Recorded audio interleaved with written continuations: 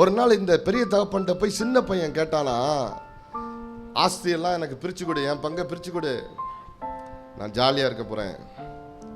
உடனே அப்பா ரொம்ப துக்கத்தோடு ஆஸ்தியெல்லாம் பிரித்து 2 மூத்த குமாரனுக்கு இளைய குமாரனுக்கு உரியதை கொடுத்துட்டாரான். அவன் வாங்கிட்டு தன்னுடைய நண்பர்களோடு, துன்மார்க்கமாக இருக்கிற நண்பர்களோடு போய் குடித்து வெறிச்சு பாவம் பண்ணி அவன் கையில் இருக்கிற காசெல்லாம் கரைஞ்சி போகிற வரைக்கும் சுற்றிலும் கூட்டம் நின்றுச்சு.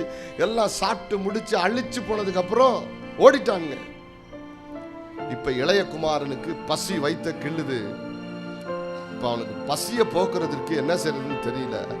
அவன் நேராக ஒரு குடியானவனுடைய வீட்டுக்கு போகிறான். பன்னி மேய்க்கிற வேலையை செய்கிறான். இப்போ பன்னி மேய்ச்சிக்கிட்டே இருக்கிறான். பன்னிக்கு தவிடு வைக்கிறான்.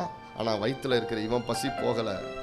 அந்த பன்னியை வளர்க்குற அதன் ஓனரு இவனுக்கு அந்த பன்னி சாப்பிட்ற தவிட்டுனால அவன் வயிற்றை நிரப்புவதற்கு கூட அனுமதி கொடுக்கல. அடிமை நிலைமை அதுதான், அடிமை நிலைமை அதுதான். அப்போ அவன் உட்காந்துக்கிட்டு அப்படியே தன் தகப்பனுடைய வீட்டை நினைச்சு பார்க்குறான். ஆண்டவருடைய சமூகத்தில் தான் எல்லாமே இருக்குது. அவன் அப்படியே பரிதாம உட்காந்துட்டு தகப்பனுடைய வீட்டை நினைச்சு பார்க்குறான். தகப்பனுடைய வீட்டை நினைச்சு பார்க்குறான். அப்போ தகப்பனுடைய வீட்டில் ஆடலும் பாடலும் கொண்டாட்டமும், ஆஹா எவ்வளோ அற்புதமான விருந்து. ஆனா பன்றியின் தவிட்டை கூட சாப்பிடுவதற்கு எனக்கு இங்கே அதிகாரம் இல்லாத அடிமையா இருக்கிறேனே அப்படின்ட்டு மனம் திரும்புறான்.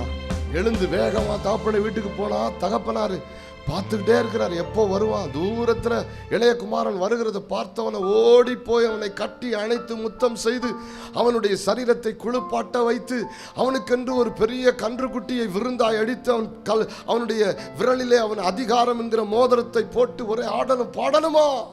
அப்ப கர்த்தர்கிட்ட வந்தோனதான் அவனுக்கு தெரியுது. அவன் வந்து சொல்றான், அப்பாட்ட என்னை என் மகனா ஏத்துக்க வேணாம், என் ஆஸ்தியெல்லாம் அழிச்சிட்டேன், என்னை வேலைக்காரனா வச்சுக்கிங்க, எனக்கு சோறு கிடைக்கும், வேலைக்காரனா வச்சுக்கிங்க. உடனே அப்பா சொல்றார், நோ. ஊரே கூட்டுறார். ஆடலும் பாடலும் சந்தோஷமும் பெரிய விருந்து நடக்குது. மோதிரம் போட்டாச்சு, புத்த ஆடைகள் உடுத்தியாச்சு. இதாங்க கர்த்தர், இதாங்க நம்முடைய அப்பா.